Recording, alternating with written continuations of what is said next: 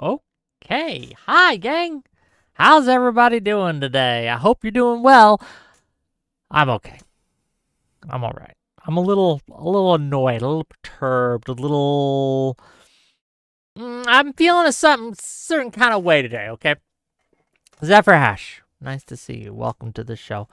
Always a pleasure. Brew Crow, love to see you. Welcome, welcome, welcome. Thank you, thank you, thank you. I wasn't gonna stream today. I was gonna take I'm gonna take a day off, have an easy week. Um Yesterday's show went really well. I was really happy with it. I really liked the discussion. Some people said it was boring or whatever, but I thought it was great. So I enjoyed it. I liked it. I didn't think it was boring at all. I thought there was a good back and forth. There was a good, honest discussion that was had. Yeah, I'm very happy with how yesterday's show went. So I was gonna reward myself by kind of taking a day off. Okay, I was just gonna kind of just rest, relax, play some video games, maybe get some McDonald's. I don't know, something, right? But I just kept thinking about this mindset that Good Logic kind of said he had, the philosophical pinnings of what he wanted, and him acknowledging that this wasn't what the court said, right, was good on him, right? It's just honest. But like this idea that people have that due process shouldn't really apply to non-citizens. I have thoughts on this. I have feelings on this, and I wanted to talk about it.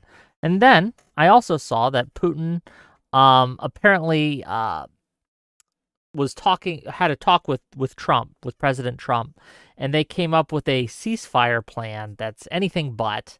It's a ceasefire to energy targets and infrastructure targets. And we're going to get into the nitty-gritty of it, right? But basically what it means is that they can still kill Ukrainians. That's cool. But Ukrainians can't hit their oil refineries or blow up their bridges. That's not cool. That's the worst deal I've ever heard for Ukraine. That's not a ceasefire. That's insane that they thought that this would be acceptable. Okay, that they thought that this would be in any way, shape, or form something that Ukrainians should accept or want or seek after, or that this would lead to peace. Absolutely not. What it will lead to is surrender. It's a form of surrender, is what it is. And I don't think that the Ukrainians should take the deal.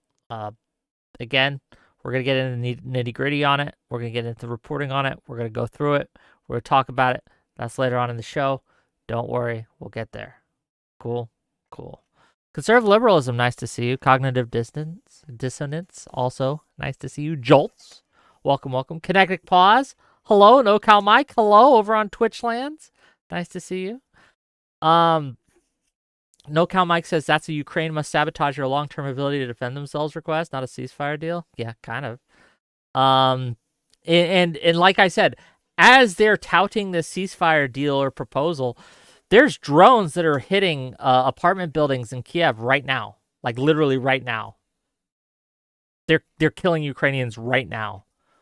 They could stop if they wanted. They don't have to do this, but they are doing it, right? It's insane that we're taking Putin at his word here, or seriously. I don't understand how people keep getting this wrong. But again, that's part of the show that we'll get to, okay?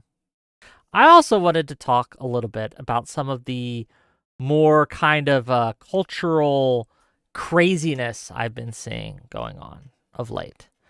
Do you guys play chess? Any of you play chess?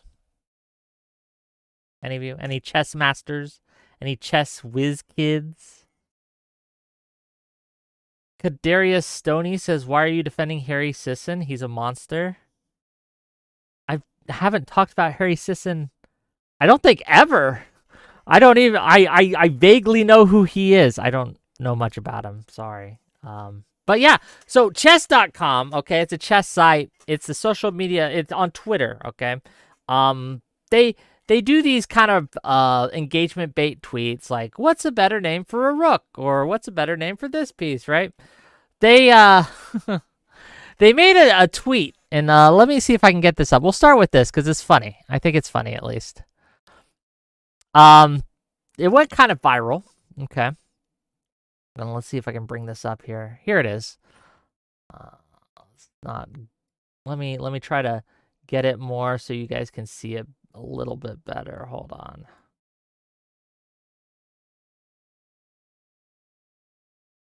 Okay. Pretty standard rage bait. They've done this for the rook. They've done this for some other pieces, right? This is something it's a social media thing. Like, if you've ever seen like the social media posts or Twitter posts where people are like, what would you do in this situation? And it's the earth getting blown up or your plane crashing or something.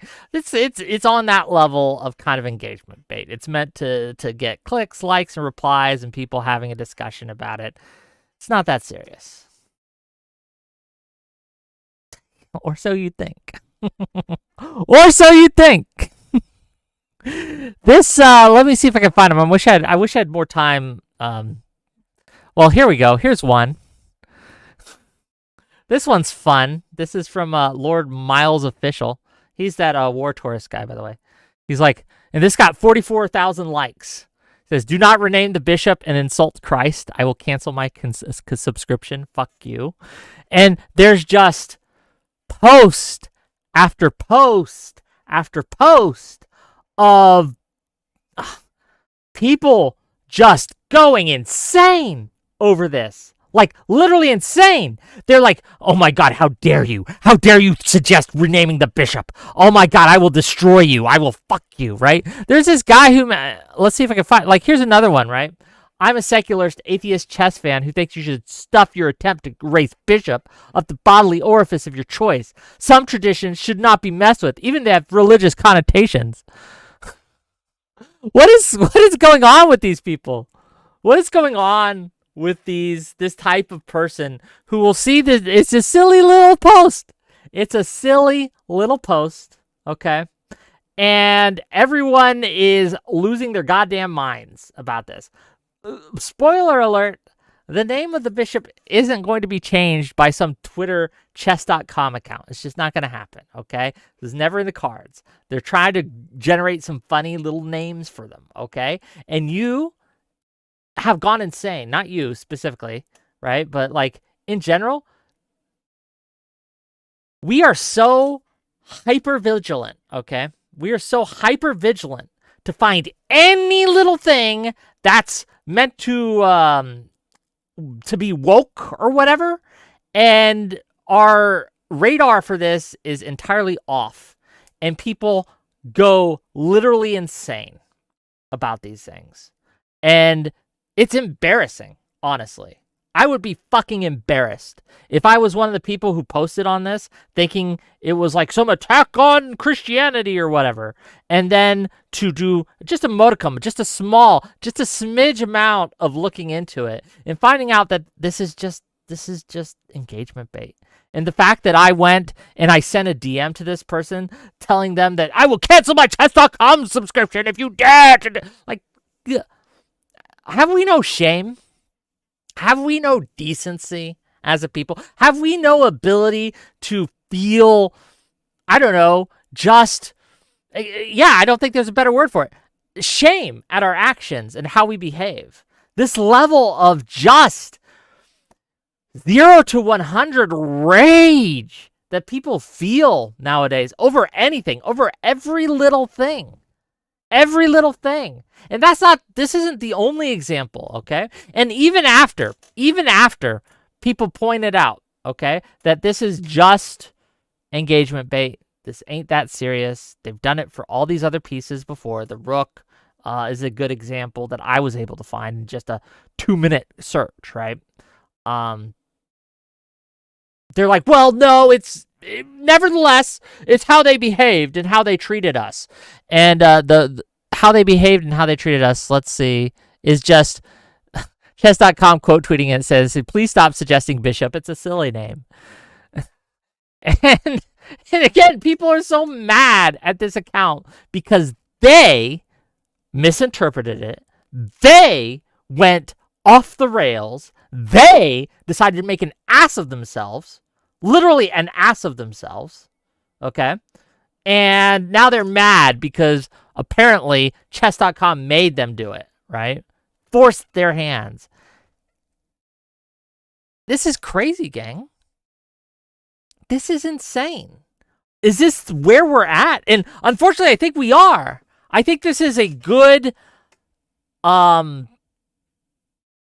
example case of how we are politically. And don't get me wrong, it's not just on the right. Oh, Democrats, I got some stuff for you too later. To hold on to your hats. But this was just an example that kind of encapsulated the times that we live in. Okay, everyone is so quick to take offense. So they're looking for it. They're begging that someone somewhere give them offense that they can clutch their pearls over and be offended over, right? Because they're even worse than the blue-haired SJW meme of the screaming lady. You guys seen that? Like the Karens, right? They're worse than that. They are worse than that. It's insane. Let me read some of these super chats because thank you for the money. $2 from Zephyr Hash. Did Vance thank Putin for accepting the ceasefire? Again, there's no real ceasefire. Putin just proposed his version of the ceasefire. Ukraine is yet to agree with it. We'll get into the details of it. Don't worry. $5 from Zephyr Hash. By renaming a piece of 5,000-year-old Indian game played by Rajas, Christian values are under attack. It's called Camel in the original text. Well, thank you for $5. Again, none of this was ever serious. It was never going to change a name. It wasn't a serious proposal. It was literally just the lowest level of engagement bait that you could find. And my God, it worked, okay? So whoever's running that social media account, give them a raise. They hit upon, I don't think they even did it on purpose, right? Like, they probably didn't expect the reply that they were going to get. And they took off. It's got like 45,000 likes or some shit, right? It went viral. Absolutely.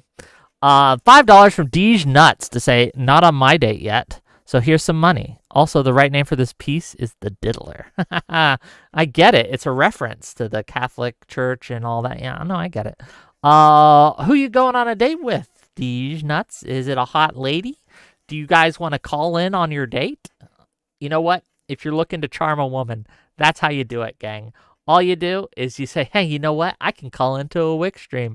And then you ring-a-ling-a-ling on the Discord and you jump backstage and I pull you in and you say, look, I got Wick on the line. And they're like, oh my God, that's so hot. And you're good. You're golden. Boom. You're welcome. You're welcome, okay? Just got you laid. That's on me, okay? I'll take that. Rob's back asking questions, says Deez is a fatty chaser. Don't shake him. Like, is he a fatty chaser? No shame. No shame. Look, we all have different tastes, and that's okay. But you wanna see something I will shame, though? Okay? You wanna see something I will shame? I'll shame people like this. Hold on.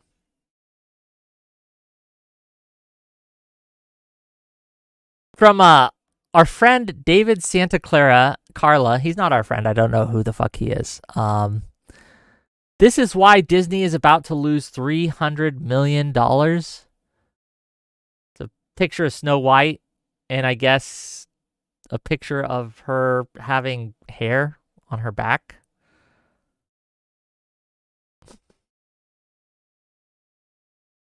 Tell me you've never slept with a Latina woman without telling me you've never slept with a Latina woman. Okay. This is humans. I hate to say it, gang. They got body hair. For certain hair colors, that's a little more noticeable than others. But I promise you, most women have at least a little hair on their back. Just a smidge. You probably normally don't notice it because it's, the color of, peach fuzz and things like that. It's not visible, really. But, yeah, this isn't out of the ordinary. It's not crazy. Some women have less, some women have more. But I don't know if they've never met a woman in real life, never slept with a woman in real life, never touched a woman in real life. I don't know. And they just watch porn or something. But this isn't like out of the ordinary. It's just a normal woman. So yes, if you say shit like this, I will shame you. You're just telling the world that you've never slept with a Latina woman. Probably never slept with a woman, period, in your life. It's just crazy.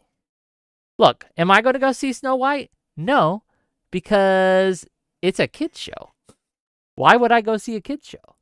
Am I upset that the Snow White is some Spanish lady? No. Why do I care? Why do I care? But again, this goes back. They're always looking for something to be offended about. They're always looking for something to be angry about. There's always looking for something to be upset over. And there's a few reasons for this. But the number one reason for this is it makes money. Look, during the kind of 2012 to about, I'd say it peaked in 2021, 2020. There was if you could find racism and you could identify racism, you were rewarded by getting lots of accolades. In some cases, lots of money. You had Ibram Kendi. You had that fucking White Fragility book author. I forget what her name was. One of you probably knows, right? But there was this race to find racism in everything. Okay. And it inundated our culture. We were all looking for it. We were scouring it, turning over every rock. It was like a treasure hunt. Find the racism. And because we live in a society that has largely erased most forms of racism, it's not entirely gone. They're still out there. I'm not trying to suggest that racism is defeated by any means. But we have slain all the dragons. And what's left are these little like wyverns, and then when they were slain, we had to turn even little lizards and geckos into these dragons and immense beasts, and it was a huge problem for society because everything was being blown out of all proportion. Everything was constantly the search for, well, I'll look out for racism every single day. It was insane. People got tired of it. People got exhausted with it, and they stopped caring. In a lot of ways, it really, really destroyed the left in a lot of ways. And we're going to get to that too, because we're also going to be talking about how Democrats' approval ratings are in the shitter, okay, and what we can do about that. But it's all tying together. We're tying it together. I'm going in the convoluted route. We're like a pretzel gang, but we'll get there eventually, and we'll all tie it in a knot and wrap it up in a bow. Okay, but this is what's happening now on the right for DEI and wokeness. Is a lot of the right are falling into the same exact trap that the left fell into, and it ruined the left for a lot of people.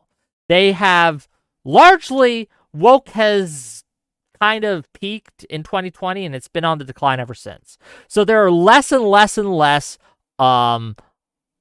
overt kind of culture-y, DEI, wokeness, that craziness, right? There's less and less and less of that. That's to be found. But you have accounts, channels, substacks, podcasts that all have made a living and made it their job to find and point out the wokeness and to fight back against the wokeness. But now that there's less of that, now that it's harder to find, now they've largely pushed back successfully, to be very clear. And there's less and less and less of that. They still got to make their money, gang. They still got to pay those bills. They still got to rake in that cash somehow. They got to get that engagement. So they're trying to turn less and less and less serious things, and they're making mountains out of molehills. And again, I think the chess.com thing was a perfect example of that. It was nothing. It was literally nothing. But they were so quick to point it out as, look at the woke taken with the DEI chess names, and they're coming for our kids. They're going to trans our chess pieces. And the crazy shit. Like, there was this father, and I wish I could find the post, but there's like thousands of replies, and I couldn't find it in the time allotted me by the time I decided to go live and stream, because I didn't decide till like a couple hours ago. But a father was like, my little daughter calls it a pretzel because it looks like a pretzel. And he showed a picture of a pretzel next to a picture of a king. And these motherfuckers went and says, your daughter should be ashamed of yourself. How dare you raise a daughter like that to disrespect the church? And I'm like, shit, calm down. Hold your horses. What are you doing? Are we attacking a child for thinking a king chess piece looks like a pretzel? What are you doing with your lives? But that's the kind of thing that a lot of these accounts, a lot of these players have to do, because wokeness is largely defeated culturally. It really is. And unfortunately, they got to find a dragon to slay. So again, much like the anti-racists, they're going down the same path.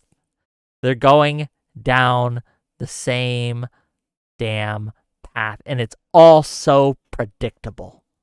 It's also fucking predictable. Crazy. Crazy. Cognitive dissonance. What are you saying? I'd like to turn Snow White into a pretzel. Calm down. Calm down. It's a kid's show. Don't be weird. Don't goon to the kid's show. Don't goon to the kids' show. It's not okay. Silverhand, how's it? Nice to see you. Zero fucks. Hello. Zero Govan, zero chessmate. Chessmate, yeah. Not your average white guy says, I don't often agree, but you nailed this one. It's just exhausting. And I'm exhausted and I'm tired of it. I don't want to have people trying to make me angry all the time. I could be angry just fine on my own, okay? I can get angry just fine on my own. There's plenty. If you want to find something to be angry about, there's plenty of real shit. There's plenty of real shit going on right now that you could be upset about. Just take a moment. Take a moment before you tweet. And I understand I should take my own advice. I should take my own advice. I get it. Stop pointing me out of the times I didn't. But Jesus, come on. Just take a moment. Take a breath. Take a beat. Maybe don't full send. Or maybe do, because look, I'm going to point out and I'm going to make fun of you for full sending, and it's going to make me some money. $20 from Alexander Wren.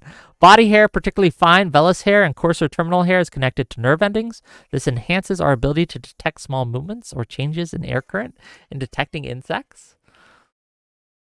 Noted. I'm not sure what that has to do with the conversation at hand, but I guess Snow White is going to be very good at detecting insects. Like if you need an insect detector, you got her right there. Okay, what do you guys want to go over first? We got three main things I want to cover today. I want to cover the Constitution and due process and the importance of that and how that's being challenged. It is kind of a rehash of last night, but I think I'm going to go a little bit deeper, and it's not going to be a debate. It's just going to be me ranting a little bit. So we could do that. We can also go over the US, the Trump and Putin ceasefire deal and their talk today. We can discuss that. We can discuss the intricacies of that, read the Associated Press reports, talk about some of the reactions to that and things like that. We could do that. Deej Nuts, I missed you praising your beautiful wife. When did I do that? When did I miss it? Oh no, my YouTube's frozen. Oh, $5 from Deej Nuts to say she's a hot lady. That's why I married her. She can give you a tour of Barnes & Noble. Man, I love Barnes & Noble, okay? So thank you for the $5. I'm sorry I missed it. But I love Barnes & Noble. But I hate Barnes & Noble at the same time, because if I go into Barnes & Noble, I will get a book. And here. This is the one I'm on right now, okay? This last time I went into Barnes & Noble, I was visiting my parents, and my mom took me to Barnes & Noble because I love that place. And I got a book.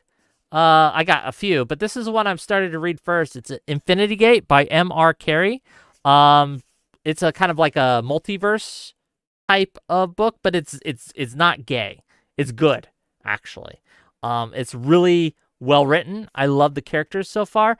The first 20 there was well no.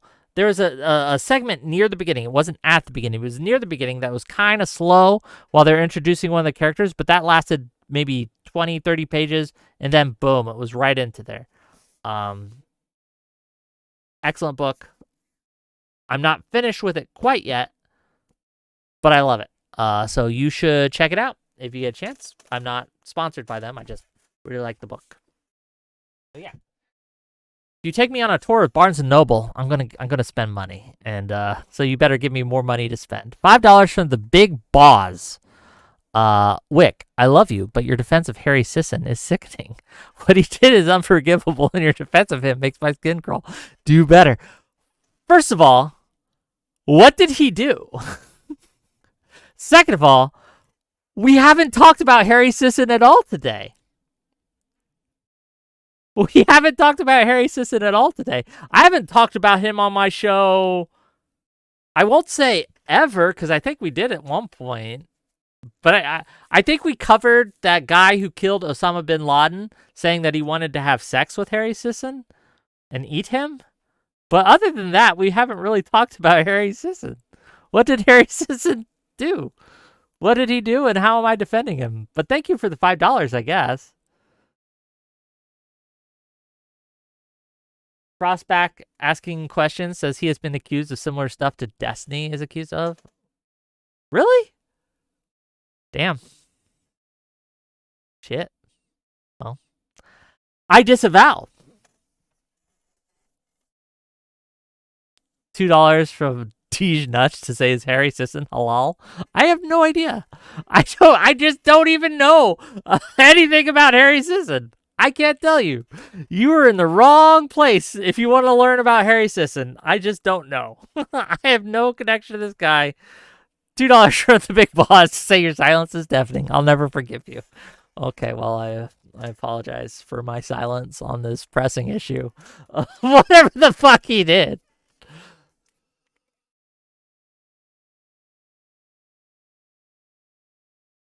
Do I want to Google it? I don't know if I do. Bonging Stuff says he apparently solicited a gaggle of women to send nudes. So he's just getting women to send him nudes? Uh-oh. Guess we're all in trouble, boys. Guess we're all in trouble.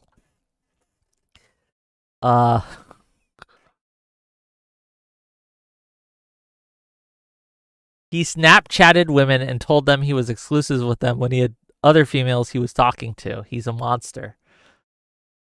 Okay. I mean, you shouldn't lie to women. You shouldn't lie to anyone, really. But, I don't know, gang.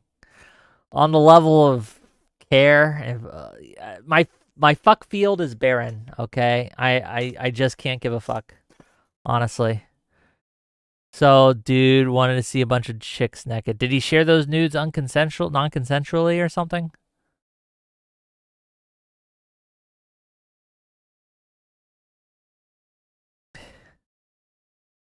What does he have on me? Maybe I sent him a nude. You don't know. You should run for president. I mean, Bill Clinton worked for him, right? Alexander Wren says, nah, you can't trust women with the truth of trust. Well, I don't know what that means. But you really shouldn't. Okay, memes aside, you shouldn't lie to women. Just shouldn't do it. You shouldn't lie to men either. You just shouldn't lie. Be honest, be upfront, be as genuine as you can. But I don't know. Saying, yeah, baby, you're my only one. And getting a nude from them, and then saying to another woman, yeah, baby, you're my only one, and getting a nude from them. Okay. Ladies beware in the future, I suppose. Don't send Harry Sisson your nudes, because he's likely getting nudes from other women, too. Lying to women is my First Amendment right. Yes, it is, actually. Alexander Wren says, honey, do I look fat in this? Yeah. Yeah, there are times where you should lie. And that's one of them. Don't totally lie though, but you can soften the truth, gang. We can soften the truth. We don't have to we should tell the truth, but we don't have to use the truth as a weapon, okay? We can soften the blow a little. Ease them into it. Ease them in.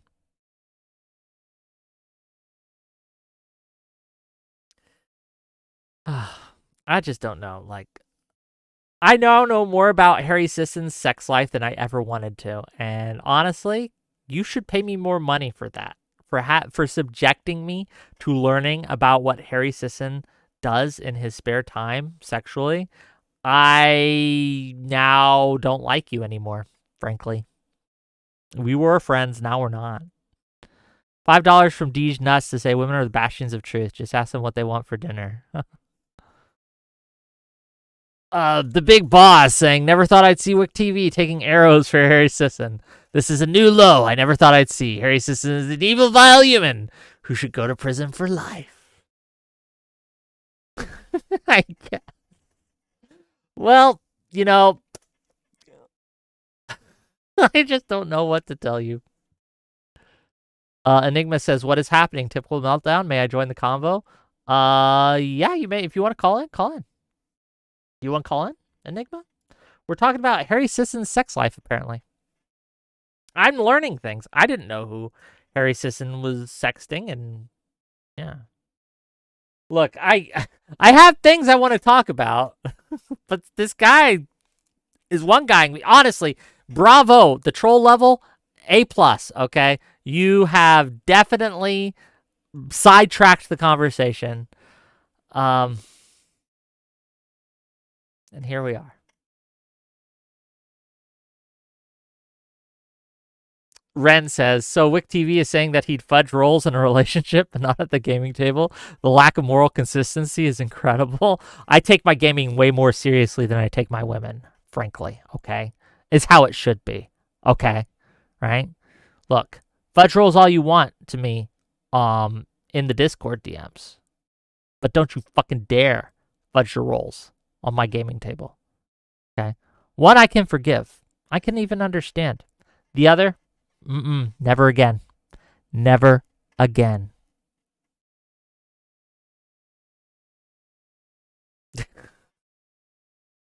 Crazy.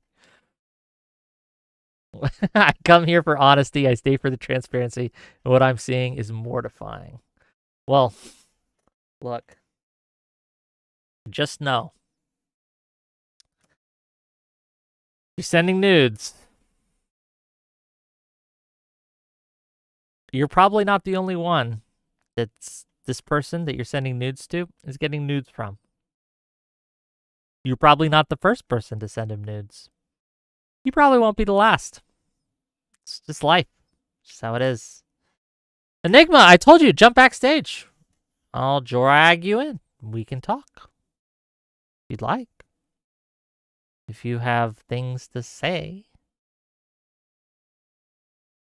But until you do, okay, let us talk about the peace deal, or the ceasefire deal, I should say, between President Putin and President Trump. And this is reported by the Associated Press. Let me get it up real quick. Okay, let me... Oh, and now we got to adjust it again because fuck me, right? You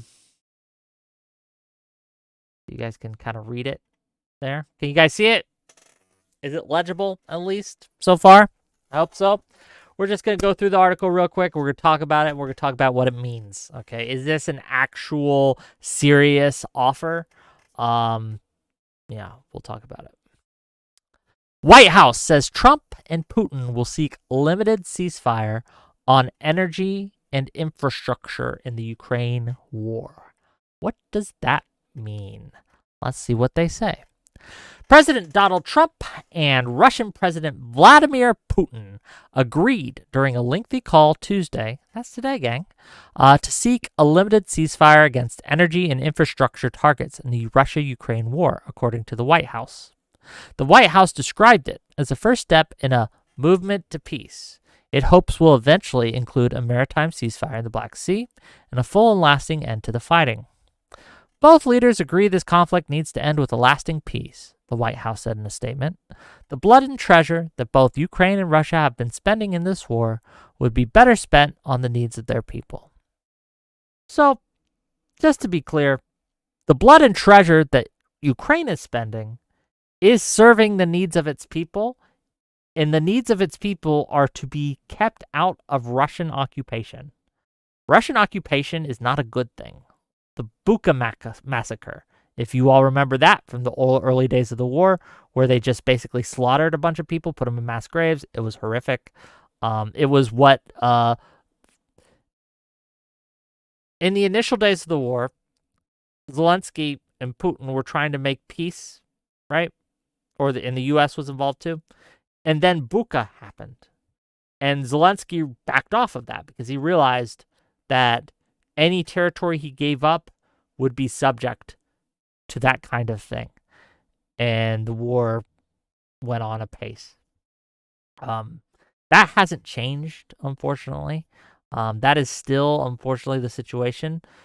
So to portray this as Ukraine, again, the inference you make from this statement, like that the blood and treasure, and I'm quoting here, the blood and treasure that both Ukraine and Russia have been spending in this war would be better spent on the needs of their people.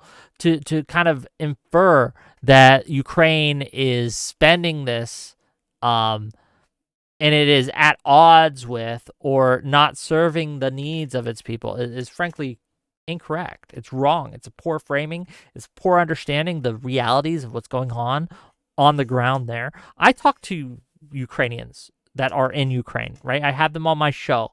We have discussions, right? I talk to them in DMs sometimes, right?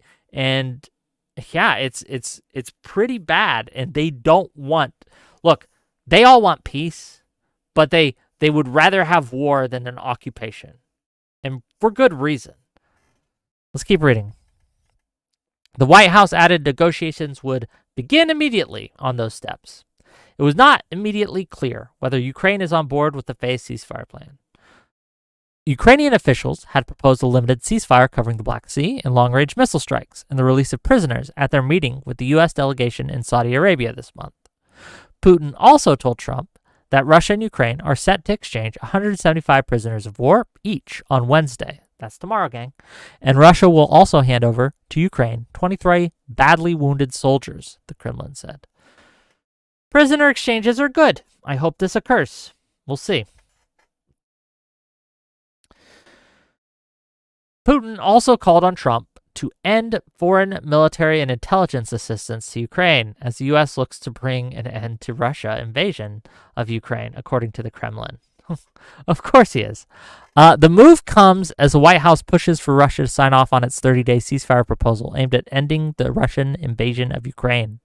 Ukrainian officials last week agreed to the 30-day ceasefire proposal during talks in Saudi Arabia led by Secretary of State Marco Rubio.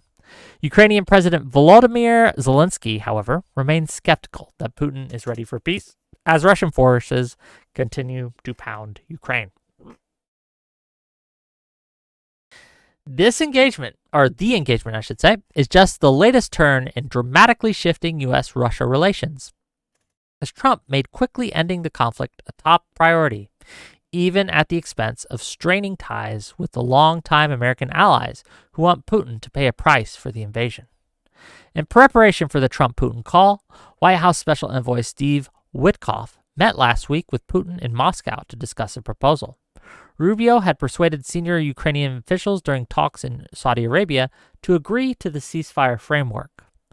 Putin last week said he agreed in principle with the U.S. proposal, but emphasized that Russia would seek guarantees that Ukraine would not use a break in hostilities to rearm and continue mobilization. The Russian president has also demanded that Ukraine renounce joining NATO military alliance, sharply cut its army, and protect Russian language and culture to keep the country in Moscow's orbit. Oh, what Putin wants is a surrender, in effect. Let's be clear. I'm not reading this anymore, right? Well, we'll go through the rest in a minute, but I just want to take that off screen just so I could talk to you a bit, and you don't think that I'm reading from the thing, okay? The article, I should say. Any deal that strips Ukraine of its ability to arm itself is, in effect, simply an invitation for an invasion once again, once they've been disarmed.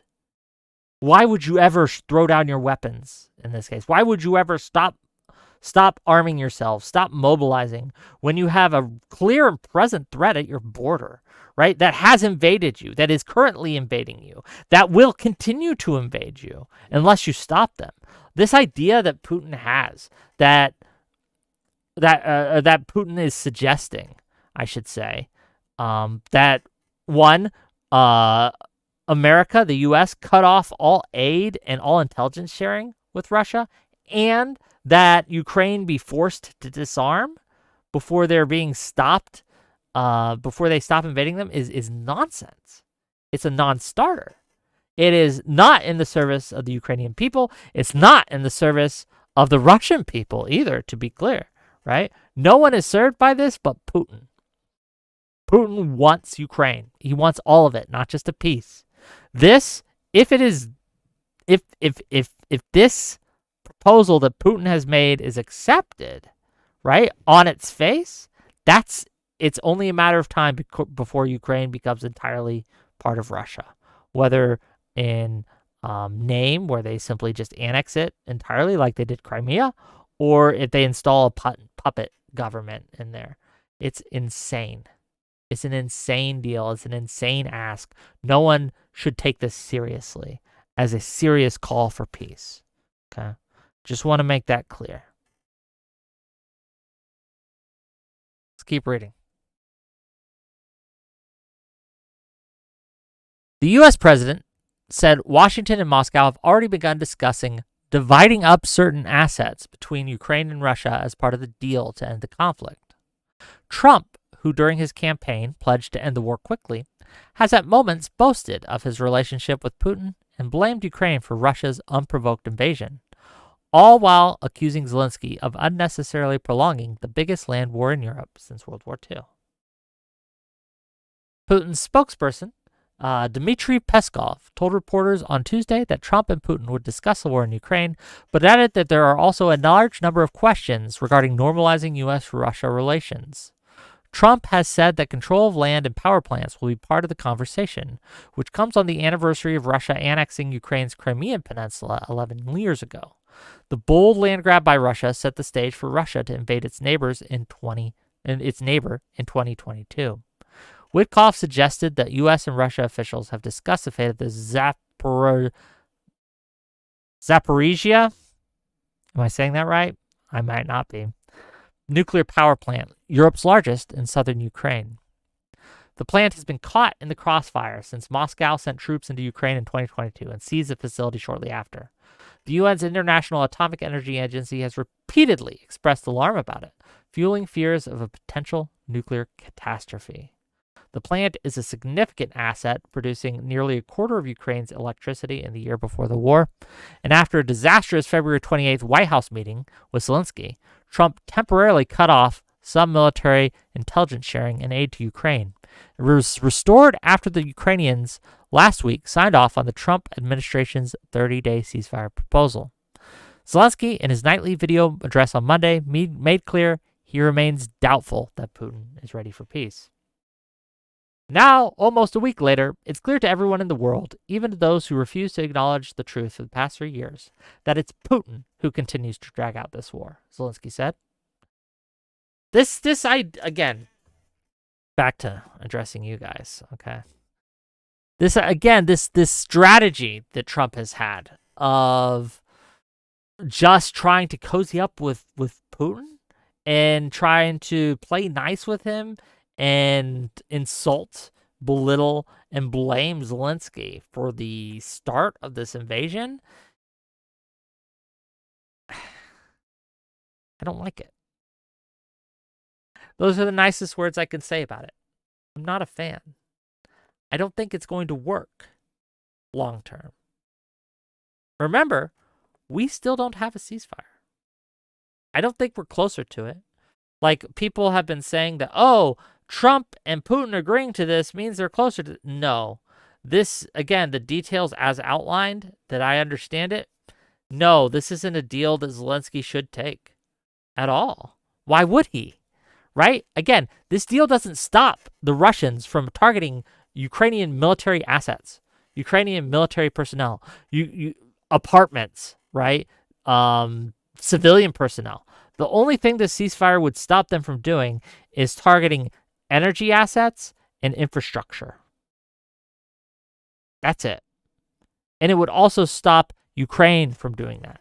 And remember, Ukraine has had relatively some success in hitting at Russia's oil refineries, and hitting at Russia's pipelines, and hitting at Russia's bridges and things that they're being used to funnel in troops for their human, like Zap Brannigan human wave invasion style, right, that they're doing, where they're just throwing people into the bullets, basically, and hoping that the Ukrainians run out.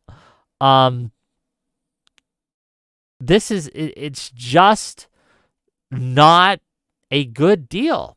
It's a bad deal. And I don't think that Ukraine should accept it. It hand ties them in a way it doesn't Russia. It just, again, will lead to faster defeat on the battlefield.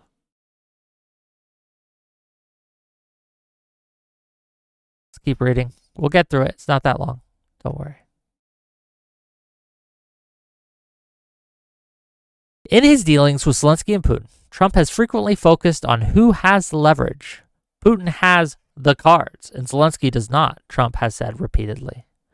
Trump, who has long shown admiration for Putin, has also made clear he'd like to see the U.S.-Russia relationship return to a more normal footing. The president, during his recent contentious meeting with Zelensky, grumbled that Putin went through a hell of a lot with me, a reference to the federal investigation into Russia interference in the 2016 presidential election, in which he beat Democrat Hillary Clinton. I almost said Harry Sisson, gang. Okay, that's what that guy did. He almost made me say Harry Sisson. Okay. Trump, on Monday, again underscored his view that Ukraine is not in a strong negotiating position. He said Russian forces have surrounded Ukrainian troops in Russia's Kursk region, amplifying an assertion made by Russian officials that's been disputed by Zelensky. And I've talked to people, just as an aside, I've talked to people in Ukraine, right? And with a grain of salt, because obviously this is probably what they'd say, that's just not true. There's no thousands of troops surrounded, right? They have withdrawn from Kursk. They've been pushed out of Kursk region, but there's not this kind of huge encirclement going on, at least not according to the Ukrainians. Putin says otherwise, but who are you going to trust? That's the question, right? Okay, Ukraine's army stunned Russia in August last year by attacking across the border and taking control of an estimated 1,300 square kilometers, 500 square miles for us Americans, okay, of land. But Ukraine's forces are now in retreat and has all but lost a valuable bargaining chip as momentum builds for a ceasefire with Russia. And again, they lost this after we turned off intelligence sharing with them. Shameful, frankly. Shameful to the U.S. for doing that. Shame on them. Zelensky has acknowledged that the Ukrainians are on their back foot while disputing Russian claims that his troops are encircled in Kursk.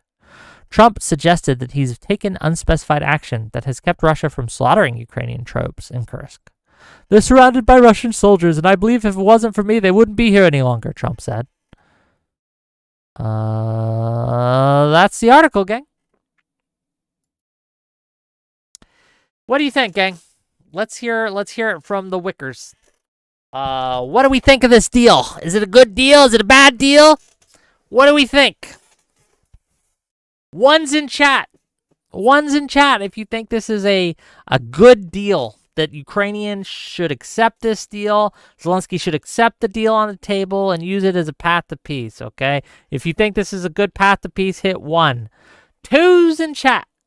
If you think that this is a bad deal, if Zelensky should not accept it, if this won't lead to peace. Again, 1's in chat if you think he should accept the deal.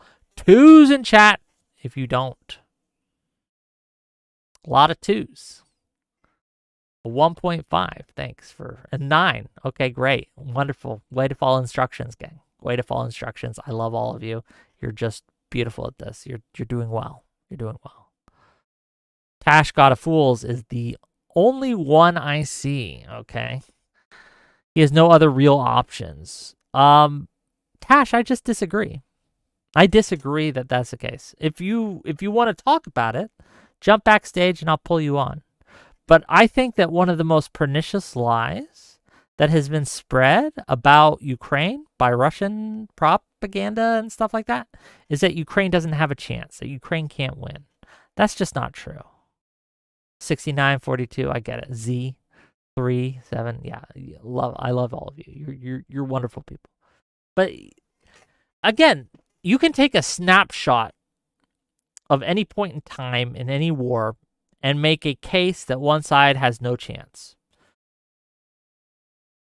If you had asked me a year ago, if the Syrian rebels that were opposing and trying to overthrow Assad had any chance in hell of succeeding, I'd laugh in your face because they had been pushed to a single city, right? They had a single bit of ground and they had been pinned up in there for literally years. And yet today, Assad is in Russia. He'd been overthrown. The rebels won. The rebels won.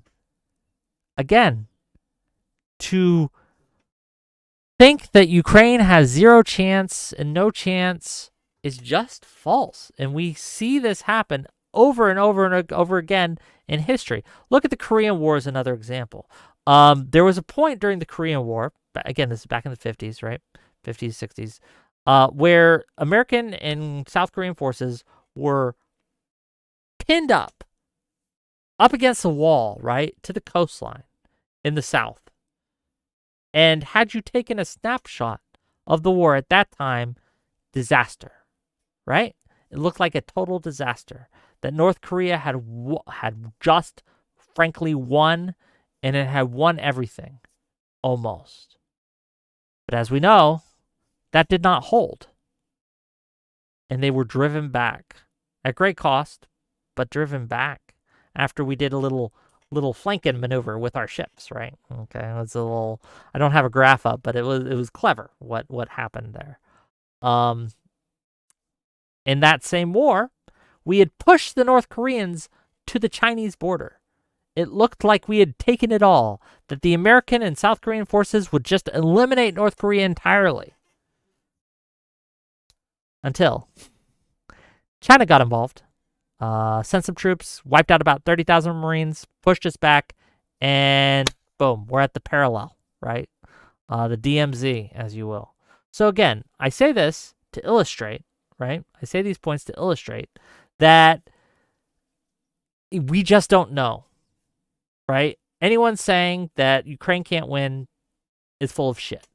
There's been plenty of instances throughout history where bigger, larger countries have fallen and lost to smaller countries, right? Less populous countries, less technologically advanced countries.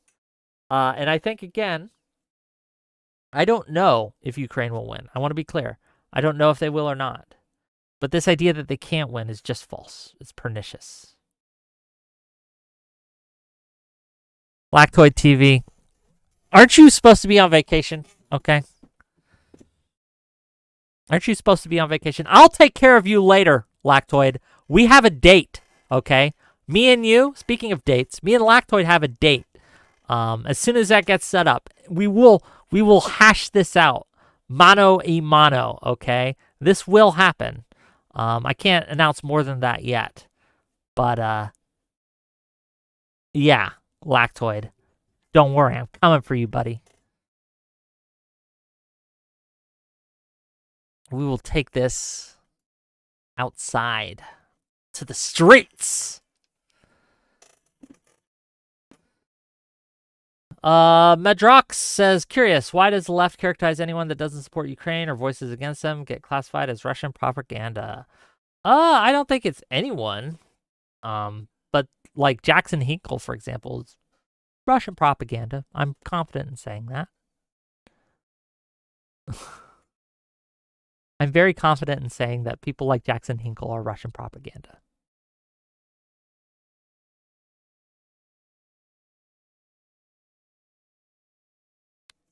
I don't know if you disagree with me.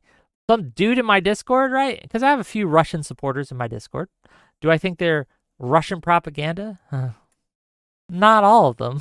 Some of them probably are, but not all of them. I think that you can have an honest and come to it by it honestly and think that Russia and Ukraine is something we should stay out of. I think you can come by that opinion honestly, right? That we shouldn't support Ukraine. But I think that a lot of the discussion points used by people who think that are generated from Russian propaganda. And a lot of them lack context. Some of them are just flat out lies. Not all of them, though. But a lot of the points that they make just simply lack context and simply are framed in such a way that I feel is very dishonest. So,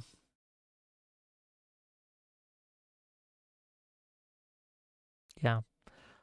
Desolate Mirror says, how can you come to that honestly? They are brutally invaded for a mythical reason. I'm talking about people, and let me be clear. I'm talking about people who say that America shouldn't support Ukraine in the war. I'm not talking about people who think that Russia was provoked into starting it, right? I think that's bullshit. I don't think there's any honest way to come to that, unless you're just severely misinformed. But I do think that some people could think, well, I don't think that America should be supporting this. And I think you can come by that honestly. Does that make sense, the difference there?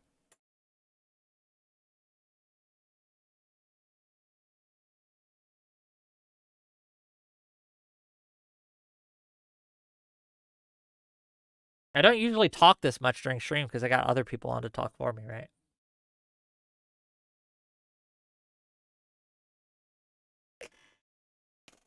Iron Zodiac says, how you like those... oh, you're talking to Lactoid? Well, I'll read it anyway because this is a good point. How are you liking those deportations without due process, Lactoid? Feeling any issues with the Constitution yet? I am curious, Lactoid, right? Because I remember you were on my show several times saying that you thought the Democrats were a threat to the Constitution. Okay. We have evidence now, and I think it's very strong evidence, that the Trump administration is defying court orders and basically shredding all due process.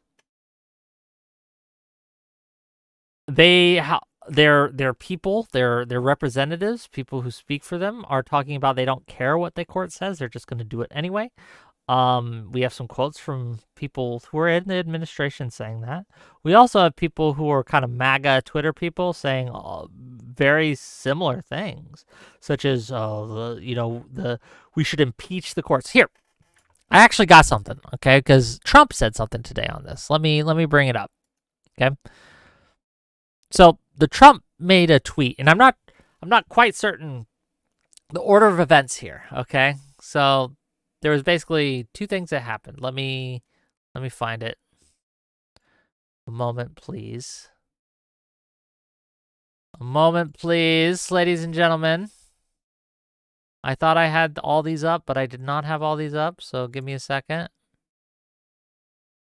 But should be quick because I didn't tweet too much today, so I can just find it because I made a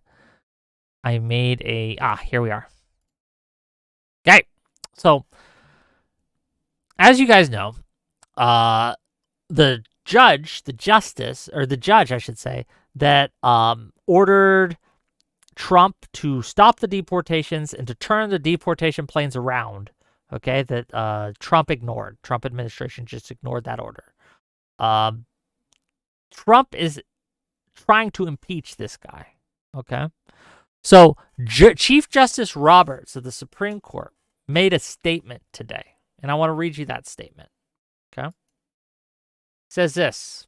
Again, look. One day I'll do this right. Okay. Excuse the tech difficulties. I apologize. So this is what Chief Justice Roberts' statement. This is his statement. For more than 2 centuries, it has been established that impeachment is not an appropriate response to disagreement concerning a judicial decision. The normal appellate review process exists for that purpose. This is a stunning rebuke, okay? A stunning rebuke to the Trump team who are trying to impeach the judge who disagreed with their orders. Trump, in typical Trump fashion, he truthed it out, okay, gang? The radical left lunatic of a judge, a troublemaker, an agitator, who was sadly appointed by Barack Hussein Obama, was not elected president. He didn't win the popular vote by a lot. He didn't win all 7 swing states. He didn't win 2,750 to 525 counties. He didn't win anything. I won for many reasons in an overwhelming mandate, but fighting illegal immigration may have been the number one reason for this historic victory. I'm just doing what the voters wanted me to do. This judge, like many of the crooked judges I'm forced to appear before, should be impeached. We don't want vicious, violent, demented criminals, many of them deranged murderers, in our country. Make America great again.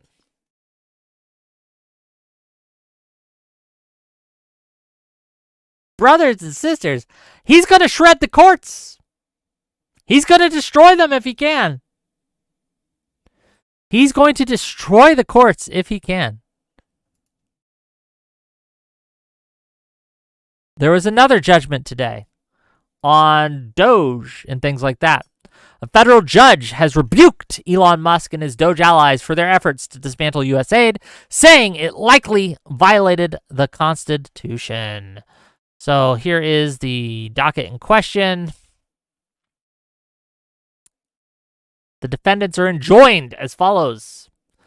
The defendants shall reinstate access to email, payment, security notification, and all other electronic systems, including restoring deleted emails for all current USAID employees and personal service contractors, PCSs, whether in active status or on administration leave, and shall provide written confirmation to the court that this requirement has been satisfied within 7 days of the date of this order. Defendants shall not disclose outside of USAID any personally identifiable information, other personal information, or information contained in an individual's personnel file, security clearance file, or PCS contract file relating to any current or former USAID employee or PSC, including but not limited to the posting of unredacted PII, that's personal identifiable information, of PSCs on the Doge website. Defendants shall not take any action or engage in any work relating to the shutdown of U.S. aid, defined for present purposes as placement of employees on administrative leave, reductions in force, employee terminations, or contract terminations relating to any USAID employees or PSCs, termination of USAID contracts or grants, closures of USAID buildings, bureaus, or offices, and permanent shutdowns or terminations of any USAID information technology systems, including, but not limited to, permanent deletion of the contents of the USAID website or collections of USAID electronic records. Defendant shall not take any other action relating to USAID without the express authorization of a USAID official with legal authority to take or approve the action, and within 14 days of the date of this order, which is today, gang, defendant shall secure and submit to the court a written agreement among all necessary parties that ensure that USAID will be able to reoccupy USAID headquarters at the Ronald Reagan Building in Washington, D.C. in the event of a final ruling in favor of plaintiffs. This requirement will be stayed if, within 14 days of this order, defendants secure and submit to the court a ratification of the decision to permanently close USAID headquarters, signed by the acting administrator of USAID or another officer of the United States with the authority to do so on behalf of USAID. Pursuant to Federal Rule of Civil Procedure 65C, plaintiffs are required to post with this court a bond of $100. The preliminary injunction shall take effect upon posting of the bond. So as soon as the USAID officials give them $100, all this goes into effect. And I'm assuming, gang, since I've made almost $100 on this stream, we can push this number up, gang. You guys can still give me. Can we at least meet the same standard? Can we at least get $100 on this stream? If USAID can get $100, okay, I can get $100, surely. You guys can donate to me, super chat, gift subs, all that. We can make it to $100, right? But this is going to keep happening, gang, right? This is going to keep happening. The Trump administration and the Trump teams are going to keep trying to break the law, right? Keep trying to defy the courts. Keep running over our constitutional protections such as due process, which they're trying to do for illegal immigrants right now. They're not trying to do it. They are doing it. Let me correct myself. They're not trying to. They are actively doing so, right? We had a discussion on this yesterday where, again, they're not even hiding it. They're not even pretending. They are simply saying, we were elected. We don't care what the law says. The people elected us, and we're going to do what we want regardless of what the law says. And gang, that is not how this works. That's not how any of this works. That's not how a democracy operates. That's not how our Constitution is set up. It is un-American, frankly. Unconstitutional behavior. Absolutely. Absolutely. The judicial branch is a co-equal part of government. It is not above the executive. It is not below the executive either. It is a co-equal branch of government with a system that we have in place. The executive branch nominates justices. Okay? Justices tell both the executive branch and the legislative branch when they're doing something that is illegal. The legislative branch legislates, makes the laws, changes the laws. The executive branch executes those decisions. Okay? That's how this works.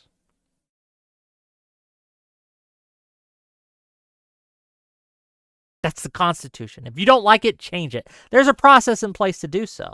But the idea of just running roughshod over the Constitution and shredding it like they're trying to do is going to go really bad, and not just for the illegal immigrants or whatever, or the legal immigrants. It was not even illegal immigrants. It's legal immigrants. It's people with visas. It's people with green cards. In some cases, in two cases specifically, it was U.S. citizens. They weren't immigrants at all. They were just put on a plane, black bagged, and blown out. That's insane.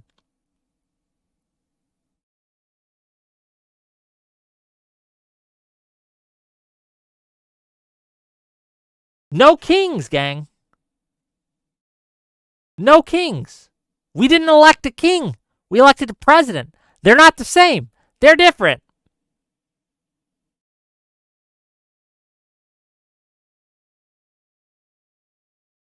If you don't like the justice's orders, okay, if you think that he overstepped his bounds, there's a great process in place in the judicial system to appeal a decision by a judge that you think is wrong. We have a system in place because, yes, sometimes judges get it wrong. But there's a system in place to deal with that. It's called an appeal, and it goes up the chain. But until your appeal is ruled upon, it is incumbent on you to obey the order of the court. And when the court says to do something, you comply.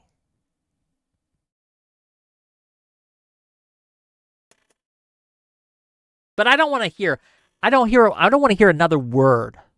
I don't want to hear another word from Republicans saying that they support the Constitution and yet they support Trump. I don't want to hear it. It's just not true, right? You're willing to sacrifice the Constitution if it gets you what you want, okay? There have been principled conservatives who have stood up against this, right? We had one on my show yesterday, Ryan Mullally, okay? He's been in front of the Supreme Court. He's a lawyer. He's a practicing lawyer. He made the case, I think, very eloquently on how what they're doing in these cases is just illegal. Is just illegal.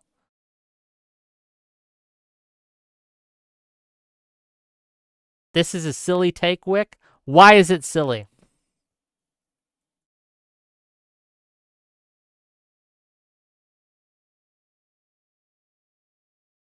Judges are allowed to put temporary restraining orders, temporary injunctions upon the executive branch. They absolutely are.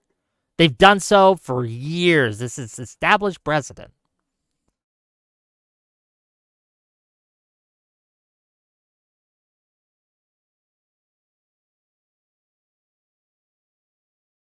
When did Obama ignore the courts?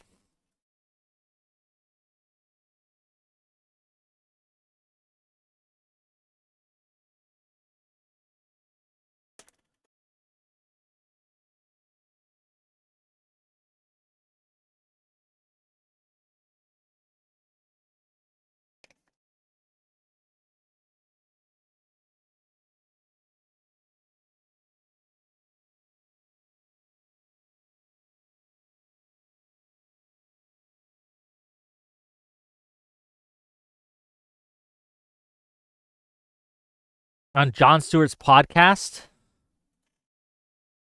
one of the producers or court reporters said it happened a few times. Can you give me one?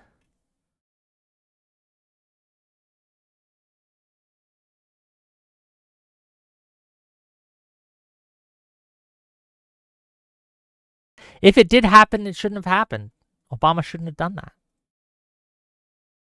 Illegal. Bad. But can you give me an example of it happening? Or is this something that someone said on a show?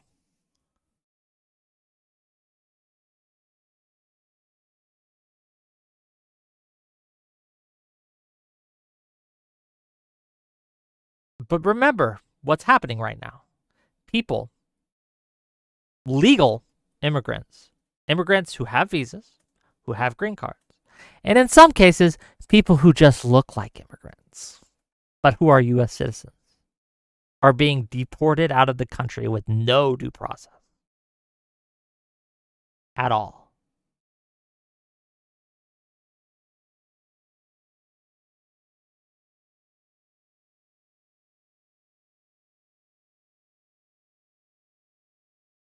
But again, I don't want to hear it, right? And this is what's going to happen. And this is why I hate it. Because I don't just hate it because Trump is doing it.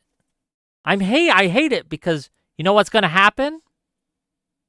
When Trump loses power and the Democrats regain power, and that will happen at some point, the Democrats are going to do it too. And you're going to cry and you're going to scream. As you should, because your rights are going to be violated. But my sympathy for you is not going to be very high. Because you're building this tool that's going to be used against you. Remember when I said, for those of you who've been following me for a while, who are old school Wickers, okay? Who's been around for a while. You remember, I would go on Prime Kai's show, I would go on all these shows, and I would argue primarily with leftists. Almost exclusively with leftists about freedom of speech. It was my big issue. It still is my big issue, right? And the freedom of how rights apply even to the people we don't like. Because at that point, the left was ascendant, and they were trying to just run roughshod over the rights of people on the right, right? They were trying to label people as Nazis. They were trying to silence them, censor them, trying to use all sorts of things that I thought were inappropriate to do so. I fought against them for the first year. Literally the first year I streamed. It was almost exclusively fighting against these people. And I told them, and I was correct, as I always am, right? That, hey, this precedent you're setting, the weapons you're building now, the tools of censorship that you're building now, and the tools of getting around people, due process and stuff for people that you're building now, it's going to be used against you. And it's going to be used against you with glee. I was correct. I was just 100% right. I'm right again. I'm telling you right now, I feel like Cassandra, okay? Cassandra in Greek myth, in the Trojan story, she was a prophet, right, who was cursed by the gods to always have foresight, but no one would ever believe her. She would always be correct, but no one would ever believe her, right?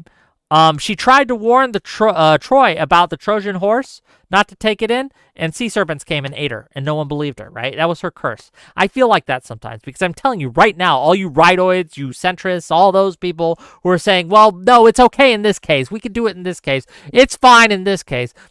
I'm telling you, it's not going to be.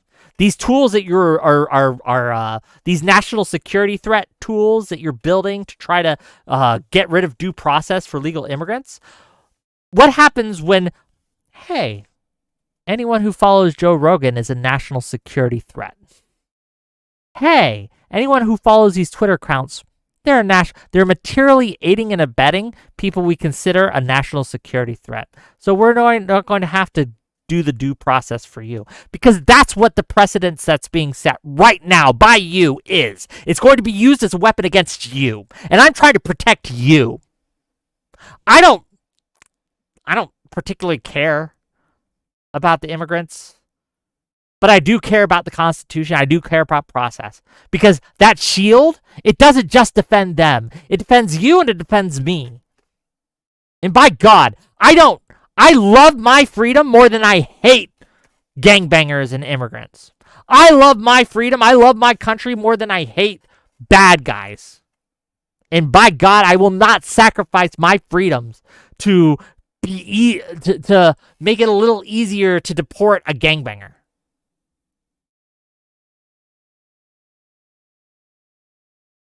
I don't look native. What does that mean? I don't look native. I look like a white guy. I don't know what else you think. I'm standard issue beard and glasses white guy. I'm type 1, okay?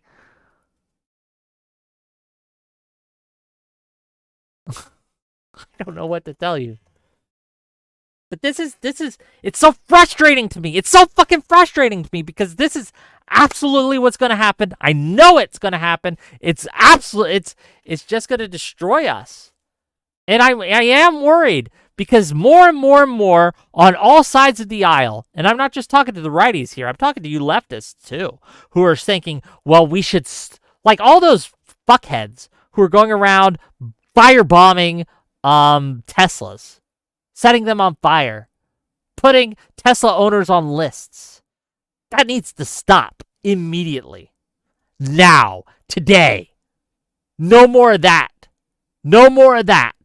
Do not engage in that, because you too are forging the weapons of your own damn destruction.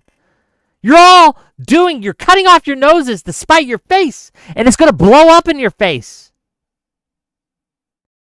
Setting aside the morality of it, which is horrific, let's get to the pragmatic side of it. It's not going to help your cause. It's going to hurt it.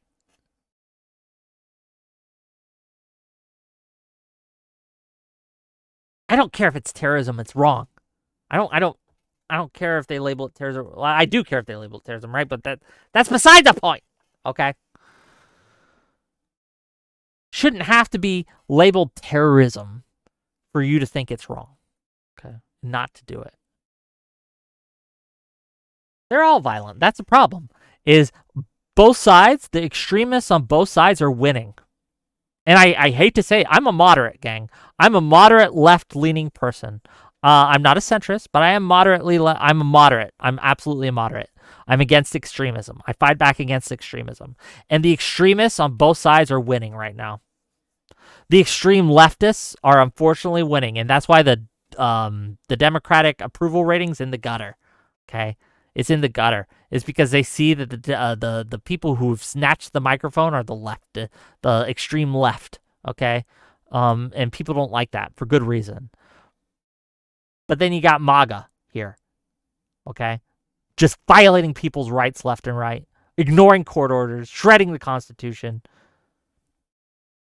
Yeah, that's extremist too. And they're getting more extreme. And both sides are using each other's extreme to justify their own extremism. And I'm worried, gang. I'm scared for this country. I'm scared for the future of America. I'm not being hyperbolic. I am scared that we are losing our freedoms, and we're going to lose our freedoms because each side is deciding that they don't care how it gets done. They don't care what it takes, that they're going to win. And process matters, ladies and gentlemen. Process absolutely matters.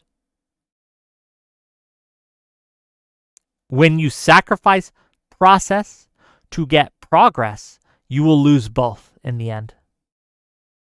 You will lose both. That process that we have painstakingly set out in our laws, right? It's not perfect, but it protects us. There's a process within the process to change the process. And it's there for a good reason. It's to avoid extremism, to avoid violent confrontations. There's a response that I want to read to you guys, okay? Let me find it. Because I think it's illustrative of where we are as a country, and I think it's really bad. So, briefly going to go through these tweets. Bear with me, but we'll get to the juicy stuff. So, again, I put a tweet out saying the guardrails are straining against the anti-constitutionalists, trying to tear them down. Pray the guardrails hold. We had Often Topical. It's been on my show a couple times. He responded. Pretty standard stuff. Not to be a doomer, but I really only see this whole thing ending one of two ways. Trump is deposed or the Constitution crumbles.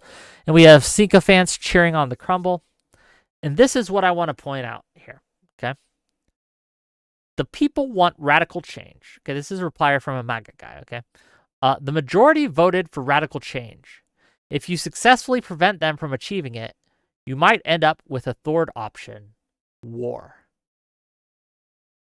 And there is a growing segment of the right that's their thing. That's their call. Do what we say, or we will give you war. And they're not being hyperbolic. This is why they're trying to impeach that justice who put in put in an injunction to stop them from deporting the immigrants, right? That's why they are basically just running roughshod over the people's rights. That's why they're running roughshod over the process.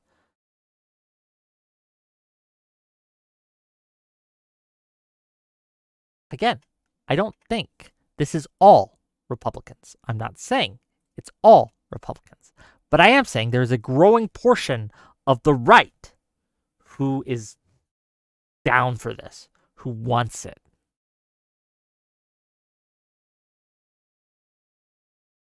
Kevin Johnson says, all Wick is saying is lawfare for me and not for thee. What do you mean? How did you get that out of what I was saying? How did you take the words that I was saying and interpreted them in that way? What is your process here for that?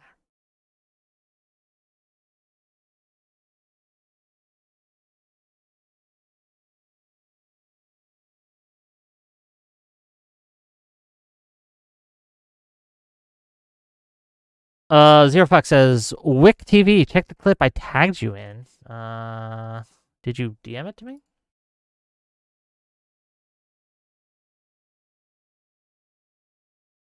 Where am I looking at? You just quote tweeted me on Twitter. Let me see if I can find it on Twitter.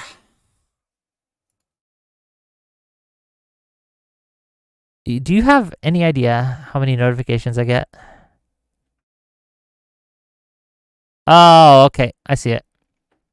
Let's read it or listen to it together, gang.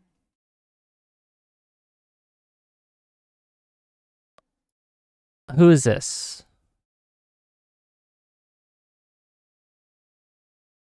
And I was thinking about this constitutional crisis we're all, discussing whether it's occurring or not. And the foundation of it is that, or at least from what I'm reading, is that the Trump administration has not unfrozen funds that a court has told them they must unfreeze. Mhm. And I can't help but thinking during my time. Well, that's not all they're doing, right? This constitutional crisis that we're talking about, that's not it. I mean, that's one of the things they're doing, but it's a lot of things that they're doing that's coming together. Defying the order of a judge. So first of all, the U.S. funds being unfrozen or whatever, I think they actually complied with the court there. I don't think that's even an example of them defying the court. I think they actually complied with the court in that instance. This was from a while ago, right? We're talking about blatantly ignoring the judge's order to turn those planes around, right? When he ordered them to turn those planes around, the deportation planes. And we're also talking about how they continuously are threatening to impeach and strong-arm justices, right, into ruling with how they want, or they will be impeached. And that is very, very disturbing. But let's keep listening to the thing. As national security reporter, how many times I had sat in a courtroom and listened to a situation where the Obama administration, let's say, was not following a court order. One example I can think of is like with torture pictures, people think of like Abu Ghraib images. And when they're ordered to release them, they'll be like, oh, we'll put them in groupings and we'll put a representative picture because for national security, we can't. And then it was just this understanding that this is the process of courts. And that's kind of where we are right now, is everyone decides where we're at. It's like, so the Abu Ghraib thing is your example? I saw those pictures. They were released. Well, this is the process of courts. Right. That's not a constitutional crisis. That's just how it goes. Boy, that's a fabulous point. I don't want to downplay this moment, and it's a very different situation. Understood. But one administration does set up things for the next. I mean, she's right in that there's been a slow power grab by the executive branch in that case, right? But this idea, like, I saw the Abu Ghraib pictures. If that's your example, you need a better one. That's something we're all familiar with. I don't think we can pull it up on Twitch, right? Obviously, because of the content. But these photos were released. Are you saying that there's more photos that we haven't seen? But they complied with the courts. 13 years later. No, I saw the Abu Ghraib pictures like shortly after they came out.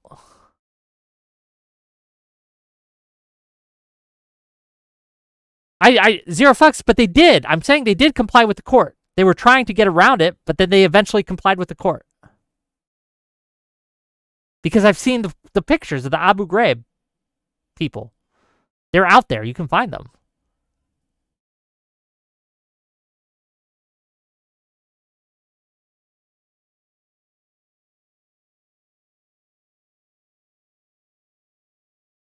Am I pronouncing it wrong? It's been a while.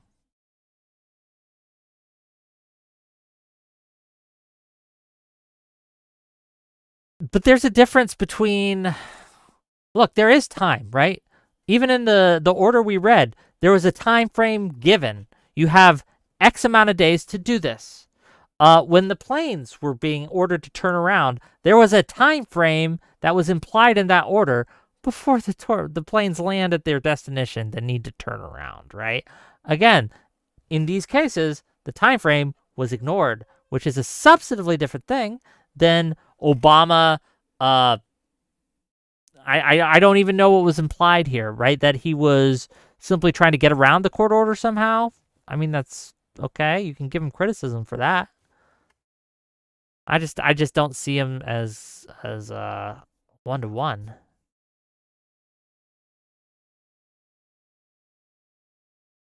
Like, look, yes, the executive branch has too much power.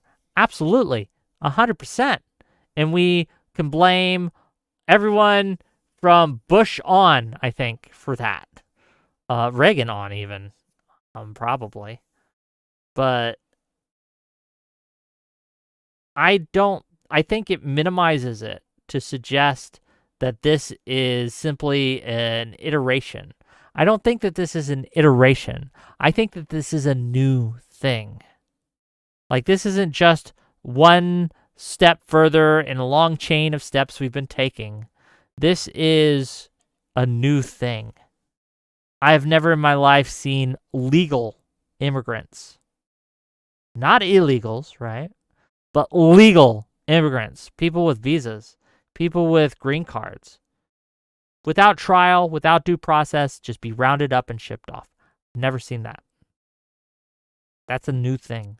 That's different. That's fundamentally different, right? On a fundamental level than playing games with court orders.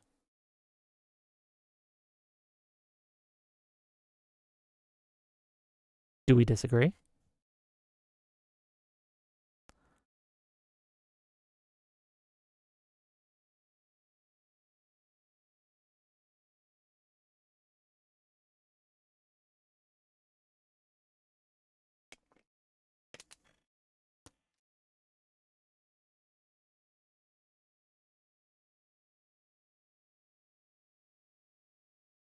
Brandon S101 says, do you support Schumer keeping the government open? Ooh, that's a question. I haven't really sounded off on this because I'm not sure. I can see arguments for both. I can see arguments that Schumer was weak and he should have held the ground, that he had made promises to the House who put their necks out, and he should have stayed on those promises.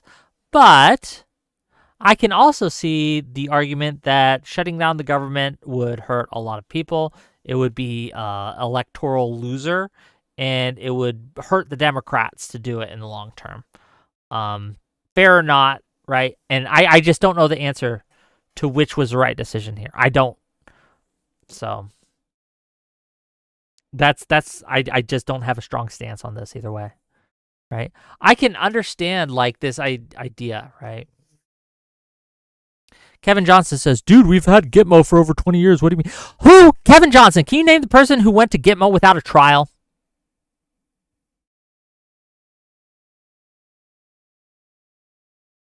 Name the American citizen who's thrown into Gitmo during any other president without a trial. Who did not have a trial or a day in court. Akbal. Let me Google this guy.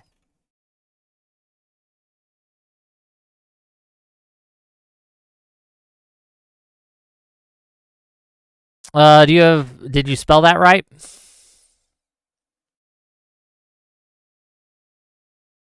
Iqbal. Okay, you spelled it wrong. No wonder I wasn't getting it right. Okay. Let's see what this guy is. Asif Iqbal, Guantanamo detainee. Let's bring him up. He's a British citizen. Okay, first of all, not an American. Okay. So I don't know what you're talking about there. Who was held in extrajudicial detention as a terror suspect in the United States in Cuba from early 2002 to March 9th of 2004. He's one of the Tipton 3 who were captured together in Afghanistan. Okay. Background, blah, blah, blah. Okay, report allegations. In August 2004, Iqbal, Ahmed, and Rasul released a lengthy report on the physical, mental abuses suffered in the U.S. custody. Okay, that's all bad, but we're going to get to where they were detained. Let's see if we have it. Okay. Here, the U.S. court cases. While still in detention, the Tipton 3 had filed habeas corpus petitions, which were consolidated under Rasul v. Bush. All the detainees had been prevented from seeing or contacting legal counsel and challenging their detention before a tribunal under habeas corpus. Two other major cases of habeas corpus petitions were consolidated under Rasul versus Bush, including Habib versus Bush and Al-Uda versus United States, and a landmark decision by the United States Supreme Court made in June 2004.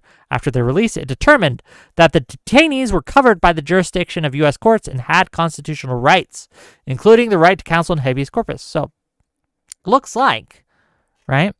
So first, not American citizens, but they still, again, according to the Supreme Court case, which decided this, which set the precedent here, that guess what? They had constitutional rights.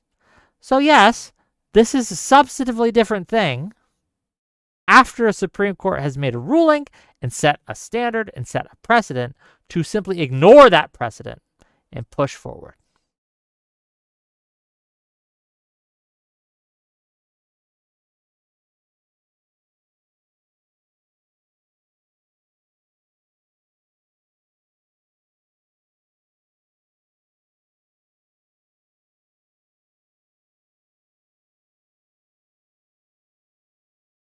Okay, I can't pronounce that name.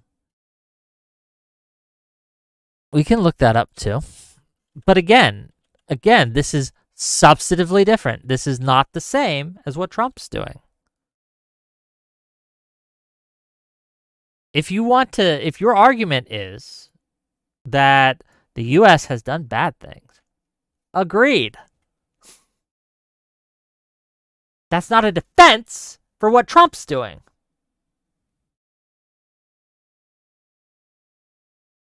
Why would it be?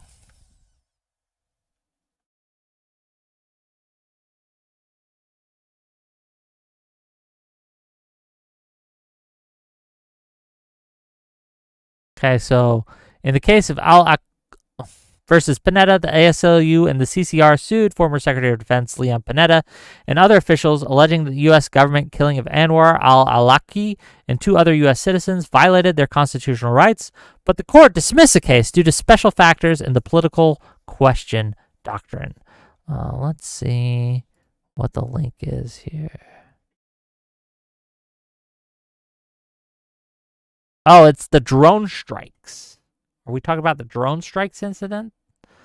Look. If you are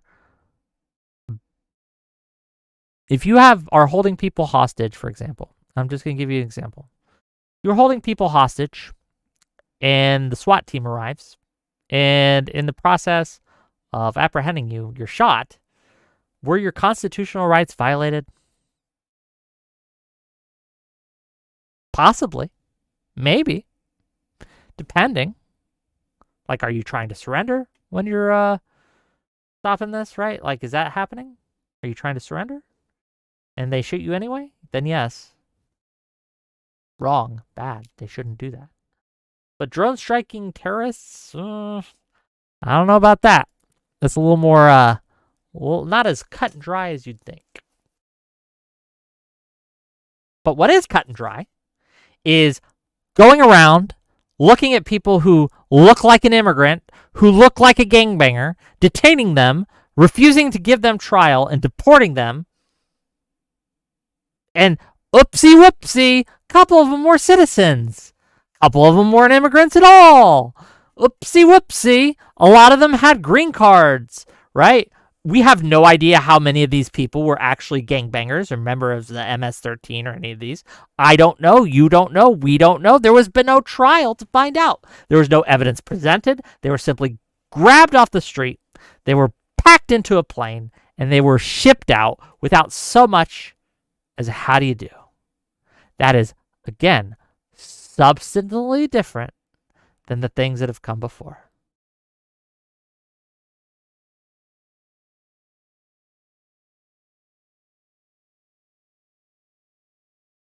Getting deported is not punitive. Okay, a lot of these people are being deported to El Salvador prison. They're going to jail. They're going to a prison. Stop defending terrorists. I will defend anyone's rights. I will defend a terrorist's rights. I will defend the worst people's rights because you know what? That defends my rights. Absolutely does. I'll defend the devil himself. I'll defend the right to fair trial for the devil himself. That's the fucking American way. If you don't believe me, get out of the country. You're not looking to support the Constitution. We don't need you here. Tessie Johnson says, defend me, Wick. You're Canadian. You get nothing. Okay.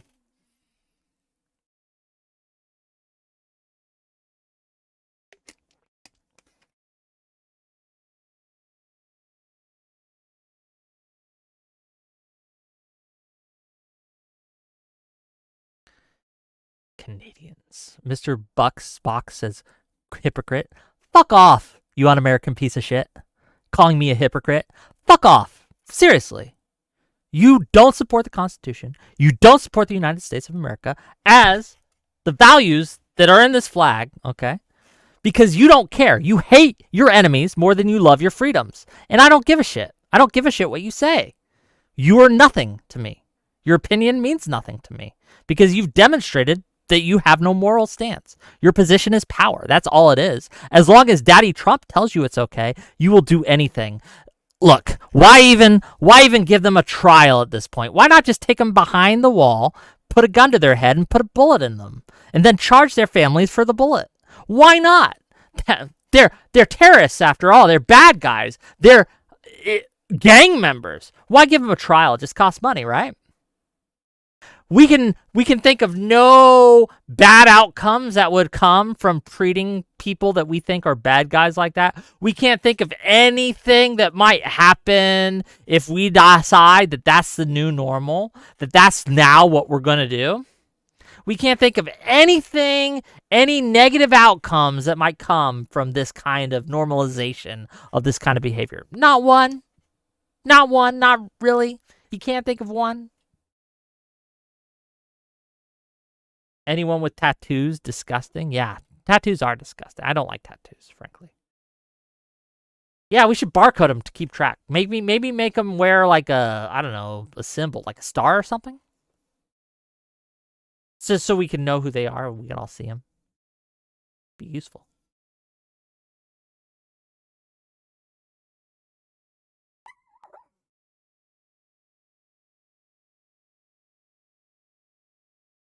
Mr. Box says, I don't want to hear from the guy who actively supported people who called for political assassinations.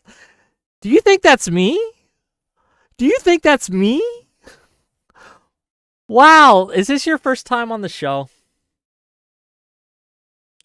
Gotta love it. Gotta love it.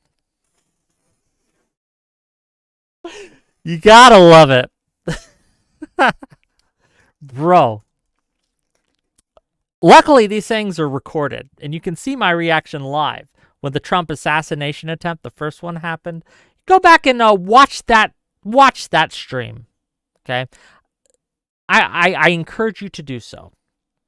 Or maybe even just rewind in this VOD just a little bit, right? To where I was talking to the people who were firebombing the Tesla stuffs and telling them to cut that shit out, and that was to stop that immediately. How it was a horrific moral thing that they should not be doing. A horrific immoral thing that they should not be doing. And also is just pragmatically not going to work. So take your pick. Find me any point in time where I have supported political assassinations.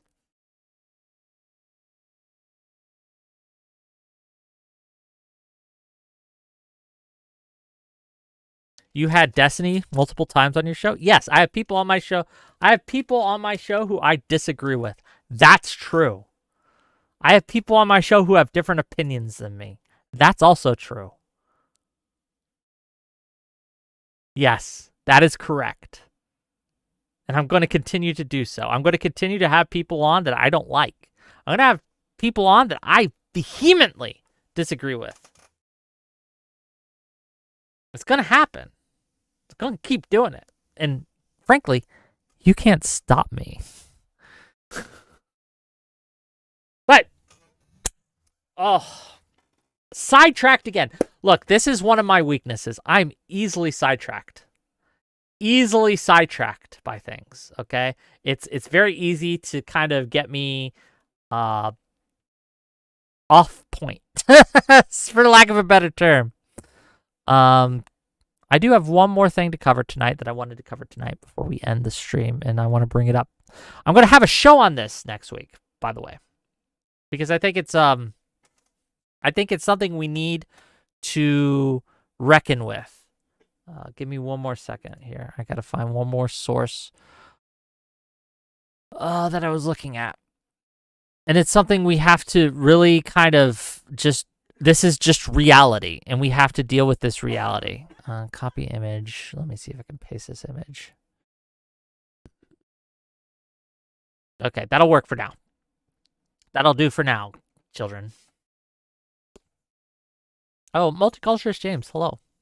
My Tuesday's going fine. Thank you for asking.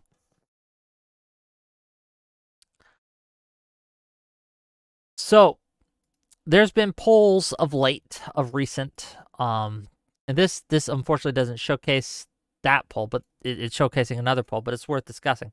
So I'm just gonna read the tweet. We're gonna talk about it.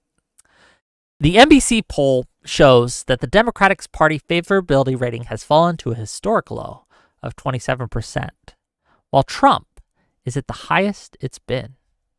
Democrats would need to completely shift what their party has been doing to turn things around, but they likely face a big problem. Older voters likely find them too radical, and younger ones don't find them radical enough. And that is, I don't know if that's the problem specifically, but the stats that are being cited are just correct, at least from the polling data that we have available. 27% favorability for the Democratic Party is not good. It's really, really bad, gang. It's really, really bad. It's a problem. And I can't stress this enough, that if that does not change, we aren't going to win. We aren't going to win, and we need to win because, again, like I just said, Trump's running roughshod over the Constitution right now. So we need a win. How do we get a win? What's the play here, right? And we need to talk about it. We need to discuss it.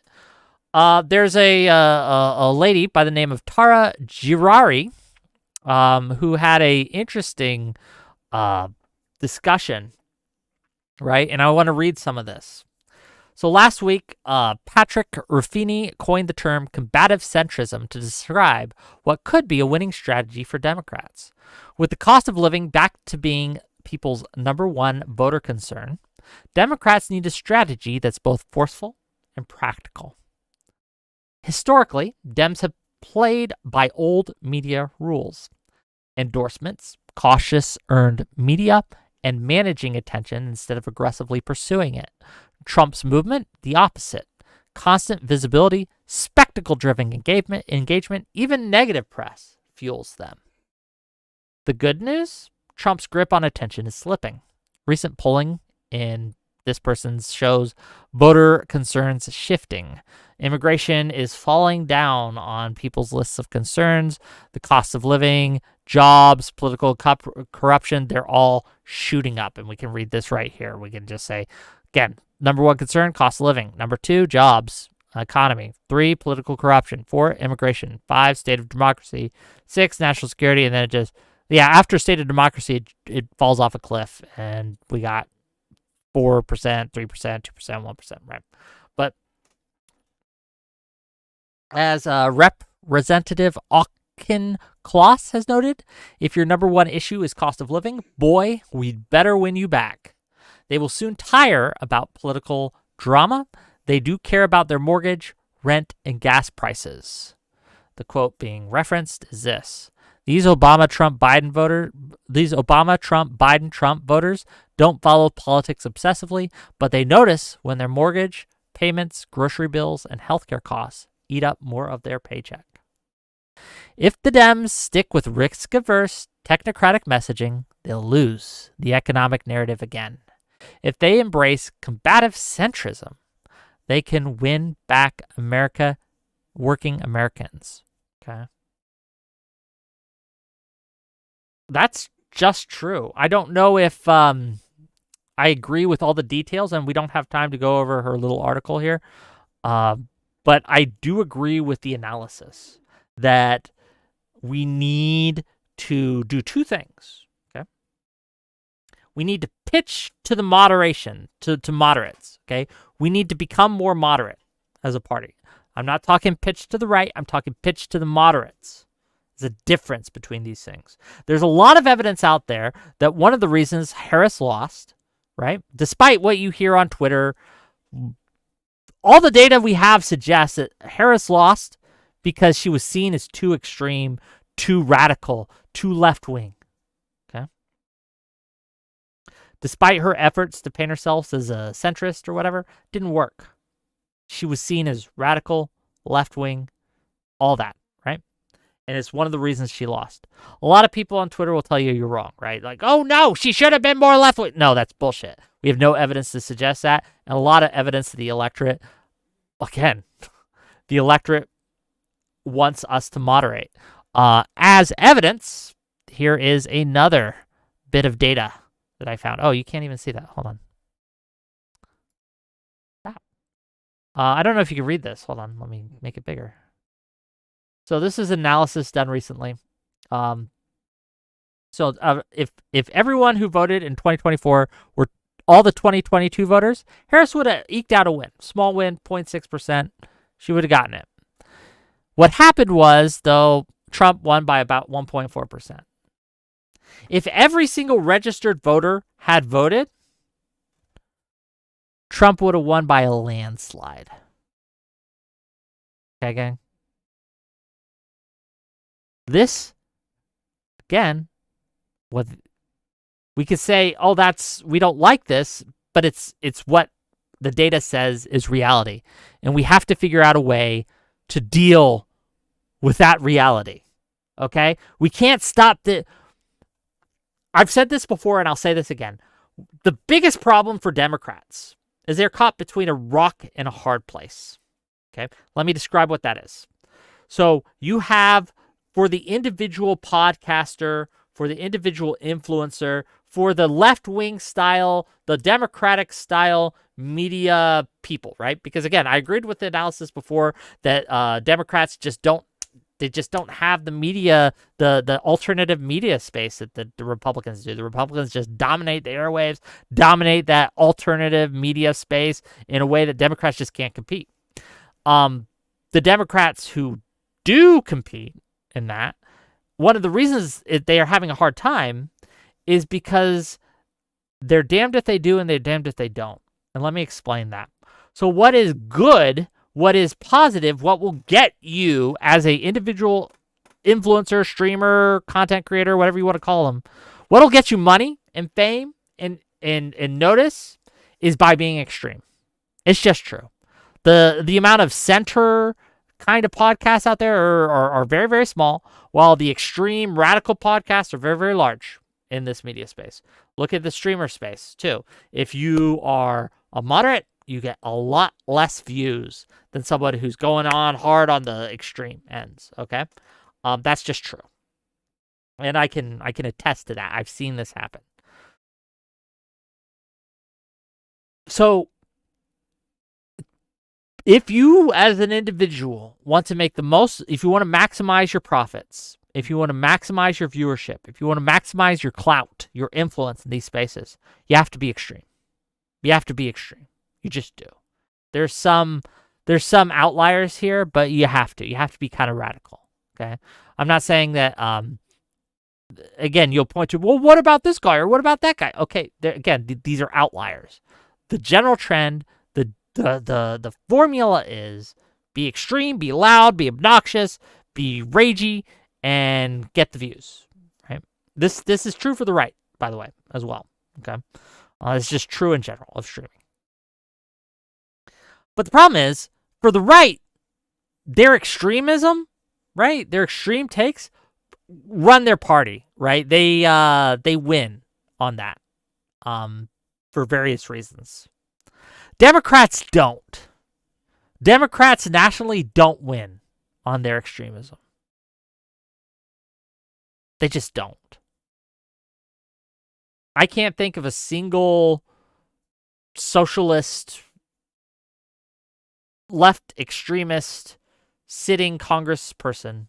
I'm sure you could people would be like, what about AOC? No, the extreme left hates AOC now, right? They're mad at her. They're angry at her. AOC is, I think, the closest you can probably get to a sitting congressperson who is a bit more extreme, but I'm not talking about that kind of extreme. I'm talking about way more extreme, right?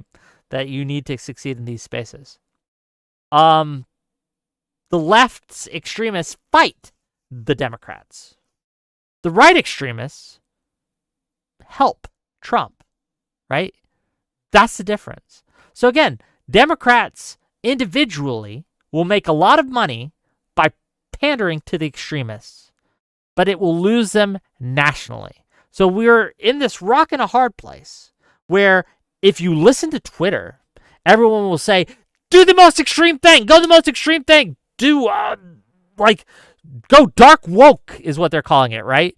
Go dark woke, call them a slur, tell them that you want their kids deported, all these things, right? They're mad, they're yelly, and they're screamy. But it doesn't work. It doesn't work electorally. It doesn't work nationally. Voters just aren't into that shit. Not from the left.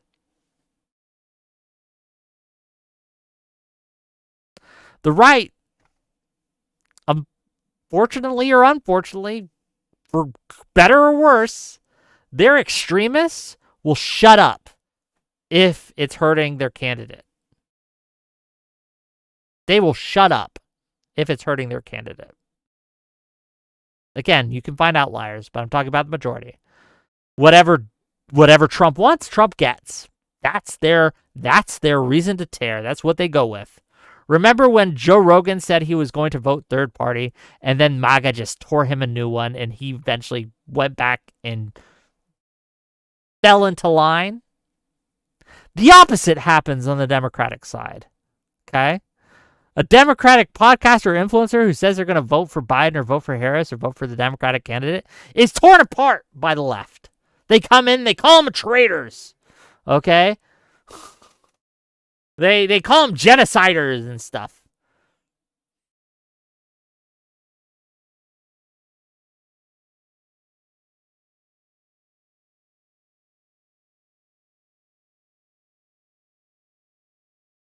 Kevin Johnson says, you just need a winning issue, Wick.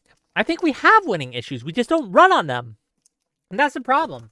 You're right. We are so scatterbrained in our messaging. Our messaging sucks, and we're in disarray. Democrats in disarray? Yeah, kind of. What we need is one policy, maybe two, one policy that we can sell to the American people that is popular and is an 80-20 issue. But we're in the 80. Okay, what an 80-20 issue is when 80% of the country agrees and 20% of the country disagrees. That's an 80-20 issue. We need to run on one of those, and we have them. The Democrats have them, right? Or we could at least take them, right? We can outrun the Republicans on this. But we don't, because we're too busy fighting our extremists. The Democrats are losing because we're in a civil war right now. The Democrats are in a rhetorical civil war for the soul of the party.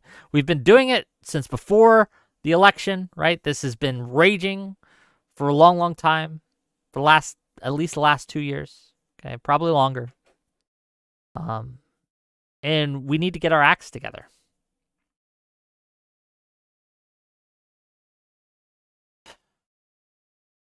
We'll have to figure it out. We will. We will, gang. I will do my best.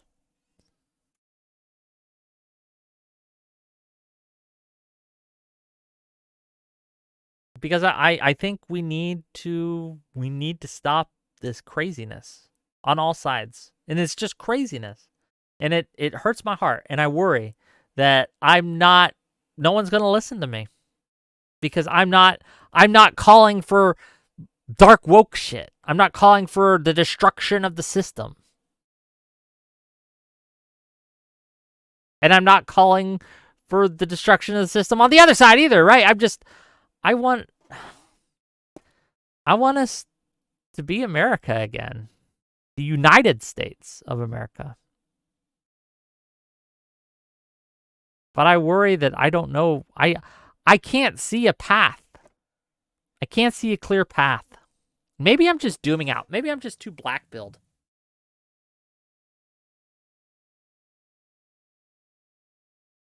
I'm CIA and FBI and I have no heart. I don't know about that. What does black-pilled mean? It means I'm doomering. It means I'm pessimistic about the future. We need to get our acts together. And I don't see us getting our acts together. And no one listens to me. No one listens to me, okay? On any side. And it's frustrating me because I'm usually correct. Not always correct, but usually. Okay, gang, what do we got coming up this week? We got some great stuff. Tomorrow, we are having a panel that I am hosting, but I'm not running this, okay, to be clear. It's being organized by another individual who wants to talk about housing, okay, and how to lower housing costs in America and how to help people get homes. And they've gathered together a team to talk about that. It's something new. It's something different. It's not precisely a debate. We're going to try it. Why not? So I agreed to try it. So 6 p.m. Eastern tomorrow. We're going to have them on, and we're going to talk about that. That should be fun. Tune in.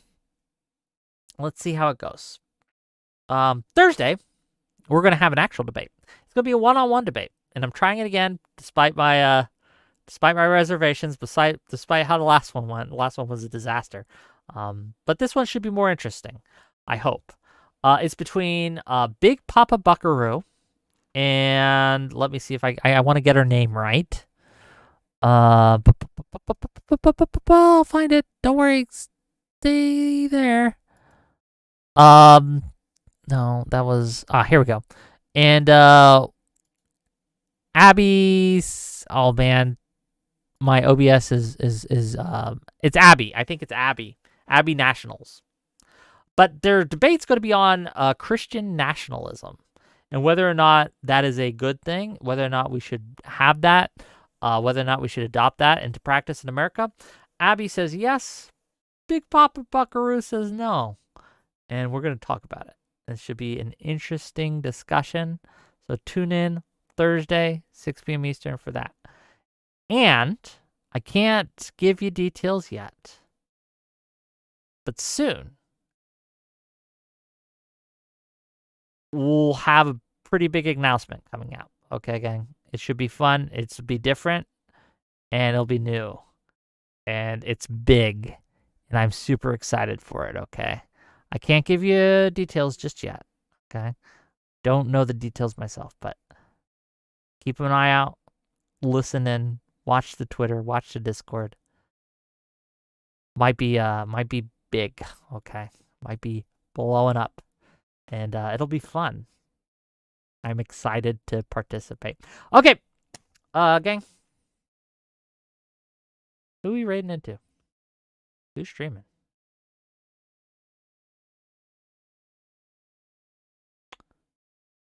It's Admiral Gibbs. We can go to Admiral Gibbs. You guys want to go to Admiral Gibbs?